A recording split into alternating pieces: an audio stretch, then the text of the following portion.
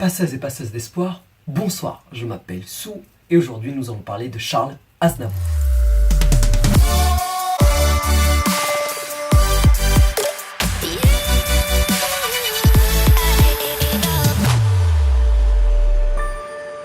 Nous allons survoler dans cette vidéo sa vie et essayer de décrypter les clés de son succès. Aujourd'hui, nous parlons donc de Saroush Varinag Aznavourian. Qui ça? Charles Aznavour, de son vrai nom Saroush Varinag Aznavourian, est né le 22 mai 1924 à Paris. Il est né de parents d'origine arménienne. C'est un auteur, compositeur, chanteur à succès avec plus de 180 millions de disques vendus, plus de 1200 chansons enregistré et plus d'une cinquantaine d'albums à son actif. Ah oui, quand même, ça fait beaucoup là. Bref, Charles Aznavour a grandi dans une famille d'artistes qui était juste de passage sur Paris lors de sa naissance. La première chose qui est intéressante dans la vie d'Aznavour, c'est évidemment sa rencontre avec Edith Piaf. Ah ben oui, ça aide forcément de rencontrer quelqu'un de connu. Mais pas seulement, parce que je me suis intéressé à cette rencontre avec Edith Piaf, et selon l'autobiographie de Charles Aznavour, il raconte que lors de la rencontre avec Edith Piaf lors d'un bal musette sur Paris, elle lui a demandé un défi. Elle lui a demandé s'il pouvait danser une valse à l'envers. Cette anecdote est rigolote, mais elle réveille un détail important. Edith Piaf ne lui a pas seulement demandé de danser lors d'un bal, elle lui a demandé de danser à l'envers. Elle l'a mis au défi. Et qu'a fait Charles Aznavour? Il a répondu au défi. Et là, c'est la première chose intéressante qu'on peut retenir de l'histoire d'Aznavour, c'est que, évidemment, il a fait une rencontre très importante en rencontrant Edith Piaf.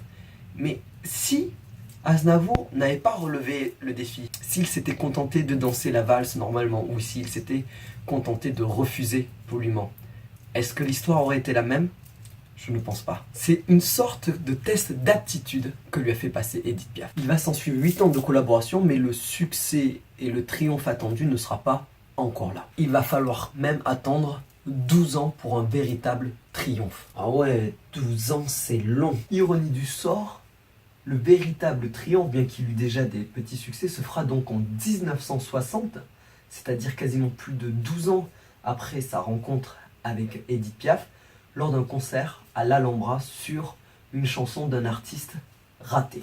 Ironie du destin. Merci prof. Gna gna gna gna gna gna gna. Lors de sa carrière, et c'est le deuxième point que l'on va voir, Aznavour a rencontré beaucoup d'obstacles. Premièrement, ses profs lui ont déconseillé la chanson. Certains critiques ont défini sa voix comme celle d'un moulin à poivre. Il n'avait donc ni la voix, ni le physique. Au final, rien n'allait chez lui. Aznavour raconte qu'il est passé de cabaret minable en bal minable, en soirée inconnue, qu'il a reçu toutes sortes d'objets sur scène, des injures, des colibés, des moqueries, sur son physique, sur sa voix, sur son style, sur ses paroles. Aucune maison de disques ne voulait signer avec lui.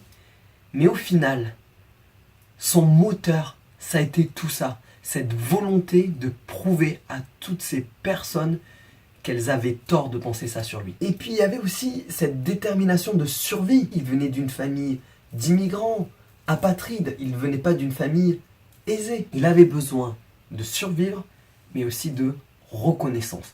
Et donc toutes ces injures, toutes ces ondes négatives, il s'en est servi comme un moteur et une détermination sans faille. Et comme on a pu le voir dans la première clé, c'était quelqu'un qui aimait les défis et les challenges. Et ça, c'est vraiment le deuxième conseil qu'on peut voir dans la vie d'Aznavour, c'est de se servir de tout ce qu'on peut nous envoyer, mais aussi d'aimer les défis.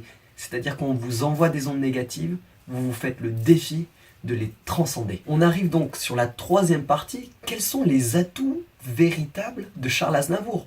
Il veut être chanteur et il n'a pas une belle voix. Un des premiers atouts incontestables de Charles Aznavour, avec ses 1200 chansons et plus de 800 écrites pour lui et pour les autres, c'est que c'est un parolier hors pair. On a vu juste avant que c'était quelqu'un d'obstiné, de travailleur et d'entêté. Malgré ce qu'ont dit les profs, il a décidé de continuer la chanson. Donc, soyez comme lui, soyez entêté, obstiné et travailleur. Et ça sera, encore une fois, une des clés du succès. Là, j'aimerais un peu m'attarder sur son côté parolier. Charles Aznavour a écrit des chansons très engagées pour son époque. Il a écrit des chansons notamment sur l'homosexualité, il a écrit des chansons sur le génocide arménien, il a écrit des chansons sur l'amour, évidemment. Toutes ces chansons ont fait sa légende, son succès. Alors, qu'est-ce qu'on peut retenir de ce fait qu'il écrive des chansons engagées. Eh bien, la dernière clé que j'ai envie de vous donner, c'est l'authenticité.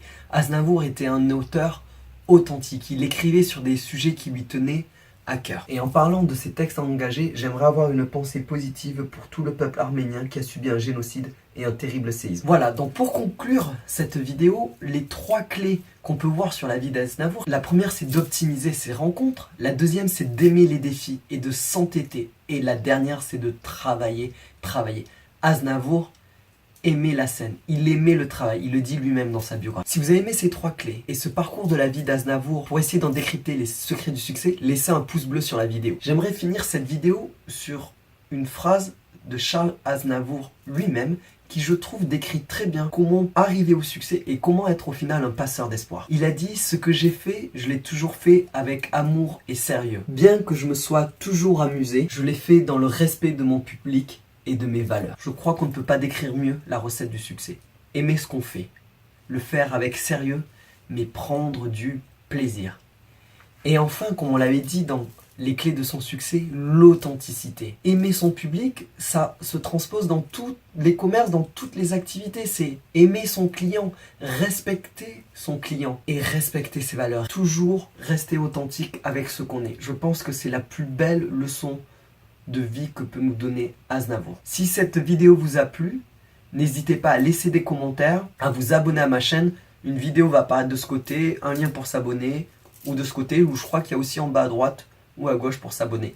N'hésitez pas à me dire vos retours si cette vidéo vous a plu. On verra dans une prochaine vidéo. Je vous donne rendez-vous vendredi prochain pour une prochaine vidéo qui portera justement sur l'optimisation de la chance. N'hésitez pas à me suivre sur mes réseaux sociaux, ma page Facebook, soutaille.fr, mon Instagram, soutaille.fr, mon Snapchat, soutaille.fr. Un dernier message pour Charles Aznavour. Bon voyage l'artiste. Merci de m'avoir écouté jusqu'au bout. Soyez le mouvement et répandez la lumière. Ciao!